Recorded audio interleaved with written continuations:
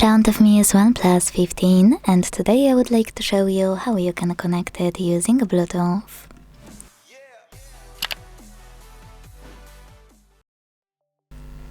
Start by opening Settings and tapping on Bluetooth section right away. Then use this switcher next to Bluetooth to activate it and wait for available devices to show. When they do, click on the one you wanna connect to.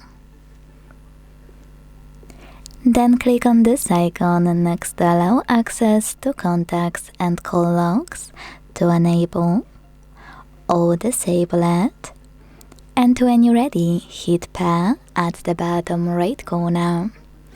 Now wait for the other device to accept your connection request.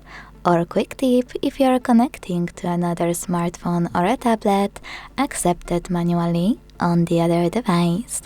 You don't have to do that in case of speaker or headphones.